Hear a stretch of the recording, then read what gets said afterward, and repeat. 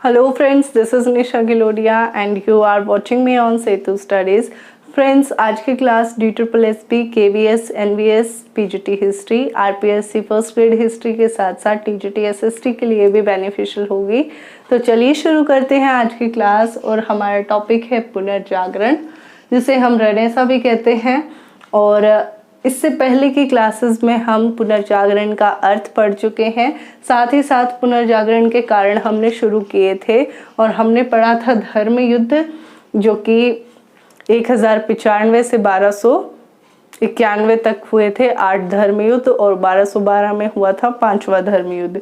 ये हमने पढ़ा था। इसी के साथ जब 1453 में कुस्तुनतुनिया का पतन होता है, यानी कि कुस्तुनतुनिया पर अरबों का अधिकार हो जाता है, वहीं से शुरुआत होती है भौगोलिक खोजों की। और 1486 में बार्थोलोमेव डियाज दक्षिण अफ्रीका की, 1492 में कोलंबस अमेरिका की, 1498 में वास्को डी गामा भारत के मार्ग की खोज कर देते हैं। साथ ही साथ 1519 में मैगलन पूरे विश्व का चक्कर लगा देते हैं। इस तरीके से भौगोलिक खोजें हुई और इसका परिणाम ये भी हुआ कि जब लोग इधर से उधर अलग अलग कंट्रीज में जा रहे हैं, या यूं कहिए अलग अलग महाद्वीपों में जा रहे हैं, तो उनके विचारों में परिवर्तन आने लगा, क्योंकि वो वहाँ के लोगों से इंटरेक्शन कर रहे थे, तो समझ पा रहे थे कि उनकी कंट्री में कैसा चल रहा है माहौल और बाकी कंट्रीज में किस तरीके की सत्ता है। तो ये एक कारण था। और भौगोलिक खोजों का एक कारण धर्म प्रचार भी था, क्योंकि लोगों में ईसाई धर्म का प्रचार भी करना चाहते थे, ऐसा भी कहा जाता है। अब तीसरा कारण है कागज या मुद्रण यंत्र का विकास। अगर हम देखें तो 200 BC में चीन ने रेशम से एक तरह के कागज का आविष्कार कर लिया था, और ये मेथड अरबों के माध्यम से यूरोप में पहुंचा। और 14वीं सदी में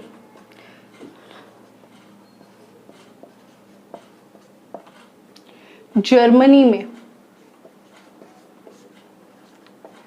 एक अच्छी किस्म के कागज का जो है आविष्कार हो गया था। अच्छी किस्म का कागज,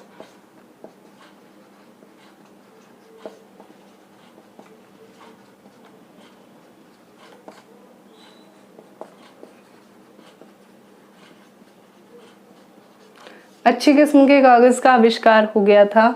और 15वीं सदी के मध्य तक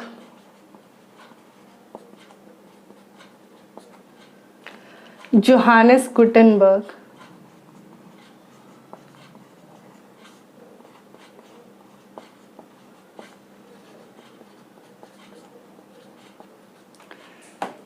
टाइप मशीन का आविष्कार कर दिया था।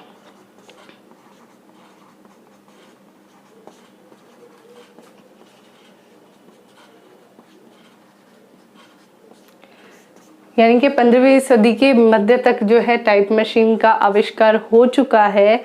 और 1454 में जर्मनी में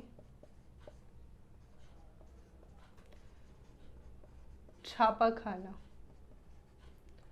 ये भी खोल दिया गया।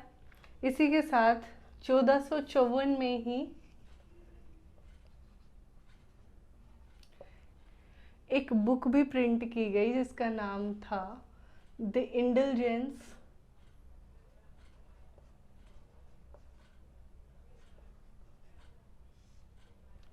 Of Nicholas fifth.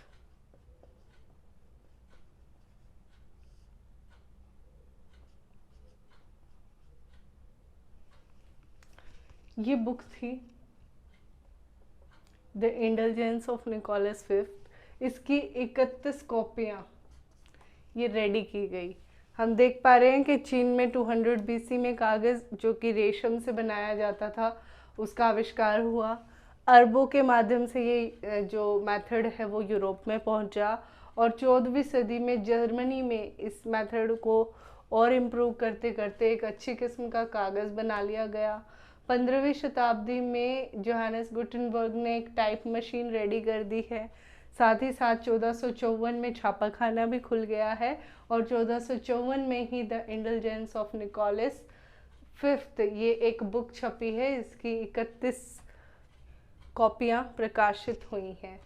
अब जब इतना सब कुछ हो गया है तो एक और काम हुआ है कि बाइबल भी छपने लगी है और साथ ही साथ जो विद्वान लोग हैं, जो पढ़े लिखे लोग हैं, वो बाइबल का अनुवाद भी कर रहे हैं, जो कि स्थानीय भाषाओं में कर रहे हैं।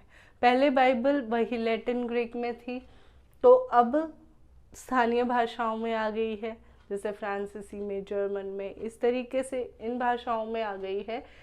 तो लोग जो हैं वो समझने लगे कि क्या लिखा है बाइबल में और पोप हमें किस तरीके से मूर्ख बना रहे हैं। तो लोग इन सब को समझने लगे तो उनकी विचारधारा में परिवर्तन आने लगा। और शुरुआत में ही हमने पढ़ा था कि पुनर्जागरण एक सांस्कृतिक और बौद्धिक आंदोलन है। तो जब लोगों के मस्तिष्क में बात उठने लगी तो उन्होंने अपने आप में थोड़े से चेंजेस लाने शुरू किए और पोप पर अंधविश्वास करना बंद कर दिया। अब एक है व्यावसायिक क्रांति। हमने पढ़ा था, जब सामंतवाद हमने पढ़ा था तो हमने पढ़ा था कि किस तरीके से सामंतवादी काल में जब भौगोलिक चेंजेस आए और लोगों की कृषि में जो बेनिफिट नहीं हो रहा था, तो लोग, जो किसान वर्ग था, वो भागने लगे थे, छिपने लगे थे, जंगलों में जाके छिपने लगे थे। और धीरे धीरे क्या होता था कि आसपास जो चर्च होती थी उसके आसपास जा कर के बसने लगे थे। एक हमने पढ़ी थी कि श्रेणी व्यवस्था शुरू हो गई थी। इसके तहत जो है नगरों का विकास हो गया था और जो भी काम था वो श्रम सेवा के बदले कैश पेमेंट पर होने लग गया था। तो इसी के तहत नगर बसे, और नगर बसे हैं तो वहाँ पर नगरों की एक विशेषता होती है, वहाँ पर कृषि ना हो करके और अन्य व्यवसाय होते हैं, शिल्प आदि व्यवसाय हैं या फिर कोई उद्योग धंधे हैं, ये सब होते हैं। तो इनसे यूरोप में व्यावसायिक क्रांति भी हुई, जिसके कारण भी लोगों के विचारधारा में परिवर्तन आया। साथ ही साथ व्यावसायिक क्रांति के कारण लोगों का सांस्कृतिक डेवलपमेंट भी होता है, क्योंकि जब लोगों के पास पैसा आ जाता है तो हमने पहले भी पढ़ा था कि सबसे पहले इंसान अगर कहीं खर्च करेगा तो वो एजुकेशन पर खर्च करेगा और अपने स्वास्थ्य को ऊंचा उठाने के लिए उस पर खर्च करेगा, अपने रहन सहन पर खर्च करेगा, जिससे उसका कल्चर भी ऊपर उठता है। और एजुकेशन से तो लोगों की बौद्धिक क्षमता वैसे भी बढ़ती है। तो ये भी एक कारण रहा पुनर्जागरण का। एक है मानववाद। मानववाद हमने पढ़ा था कि मानव का मानव जीवन में रुचि लेना, अपने बारे में जानना, अपने मैं में विश्वास करना, यही मानववाद है। और लोग जब अपने बारे में सोचेंगे तो जाहिर सी बात है वो रूढ़ियों को तोड़ करके आगे निकलना चाहेंगे, क्योंकि जब भी मनुष्य अपने बारे में सोचना शुरू करता है तो वो जो पुरानी चीज़ें जो उसको खींच करके पीछे ले जा रहे हैं उन्हें कहीं ना कहीं छोड़ता है। इसका सीधा सा अर्थ है जो कि सोसाइटी में धर्म के नाम पर कार्य हो रहे थे, लोग उन्हें चैलेंज करने लगे थे और अपने बारे में सोचने लगे थे कि हमारी क्या ज़रूरतें हैं और उनको हम किस तरीके से पूरा कर सकते हैं। तो जब मानववाद का उदय हुआ तो भी पुनर्जागरण होना था ही। धर्मनिरपेक्षतावाद की शुरुआत, यानी कि हमने पढ़ा अभी कि पोप की सत्ता पर आघात पहुंचा था धर्म युद्धों के कारण। अब इन धर्म युद्धों से पहले लोग धर्म के सापेक्ष थे, निरपेक्ष नहीं थे, मतलब कि धर्म के अनुसार चल रहे थे। लेकिन अब जो लोग हैं इन धर्म के अनुसार ना चल के जो आवश्यकता है उसके अनुसार चलने लगे थे, जो उनकी ज़रूरतें हैं उनके अनुसार चलने लगे थे। इसलिए धर्मनिरपेक्षतावाद की भी शुरुआत हो गई। इसके कारण भी पुनर्जागरण आया। इसके अलावा एक और हम पढ़ते हैं कि मंगोलों का योगदान।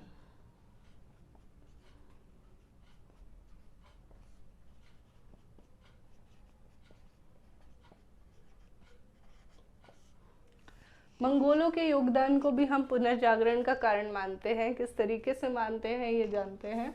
मंगोलों में एक शासक थे कुबलई खां।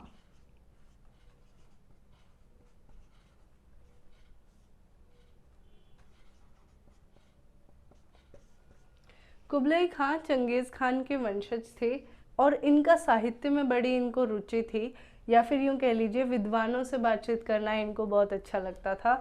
और इनके दरबार में अलग अलग कंट्रीज से, अलग अलग महाद्वीपों से जो हैं अच्छे जो विद्वान लोग होते थे वो आकर के रहते थे, आपस में बातचीत करते थे, वो सब इनको पसंद था। अगर हम भारत में देखते हैं तो हम अकबर के इबादत खाने से इसे कंपेयर कर सकते हैं। जिस तरीके से बादशाह अकबर ने अपने इबादत खाने में हर एक जगह से विद्वानों को बुलाया था और धर्म पर वाद विवाद उन्होंने किया, उन सभी धर्मों की अच्छी बातों को पिकअप करके एक नए धर्म की शुरुआत की। कुछ इसी तरीके के थे कुबलाई खां। इन्होंने भी अलग अलग जगहों से, ज़्यादातर विद्वान एशिया के ही थे, लेकिन जैसे कि मार्को पोलो हैं वो एशियन नहीं थे, वो बाहर से थे, यूरोप से थे। तो मार्को पोलो भी कुबलाई खां के दरबार में आए थे और फिर जब वो वापस गए उन्होंने यूरोप वासियों को भारत के बारे में, चीन के बारे में, इन सब के बारे में बताया। तो वहाँ के लोग इधर के क्षेत्रों में आने के लिए आकर्षित हुए। और साथ ही साथ जब मार्को पोलो ने अपना वृत्तांत बताया या लिखा तो उसको पढ़ कर के लोगों की विचारधारा में भी परिवर्तन आया और उसी बौद्धिक आंदोलन के कारण भी पुनर्जागरण हुआ। तो हम मंगोलों का योगदान भी इसमें मानते हैं। हालांकि एक कारण नहीं होता है, या फिर हम 5-6 कारणों में ही पुनर्जागरण के कारणों को नहीं समेट सकते हैं, लेकिन फिर भी ज़्यादातर कारण मैंने इसमें लेने की कोशिश की है। और ज़्यादातर जो एग्ज़ाम में भी पूछे जाते हैं वो यही होते हैं और इन पर क्वेश्चन स्टेटमेंट फॉर्म में भी बनता है। और कहीं ना कहीं से, जैसे कि यहाँ पर हमें कागज़ के आविष्कार के बारे में पूछ ले, या जोहानस गुटेनबर्ग के बारे में पूछ ले, या फिर ये जो फर्स्ट बुक है इसके बारे में भी पूछ सकते हैं। ये पहली प्रिंटेड बुक है the indulgence of Nicholas fifth, इसके बारे में भी पूछ सकते हैं। और ये जो कारण है ये स्टेटमेंट फॉर्म में या फिर 4 ऑप्शन के फॉर्म में आ सकती है कि कौन सा कारण पुनर्जागरण का है या नहीं है, इस तरीके से आ सकते हैं। तो फ्रेंड्स, आज की क्लास में इतना ही। यहाँ पर हम कारणों को समाप्त करते हैं। इससे अगली क्लास में हम पढ़ेंगे कि पुनर्जागरण की अभिव्यक्ति किस प्रकार हुई, और पुनर्जागरण, क्योंकि कहते हैं सबसे पहले पुनर्जागरण इटली में हुआ, तो इटली में ही क्यों हुआ वो भी जानेंगे। तो आज की क्लास में इतना ही। Thank you. और वीडियो को ज़्यादा से ज़्यादा शेयर करें, लाइक करें, सब्सक्राइब करें। Thank you. Thanks for watching.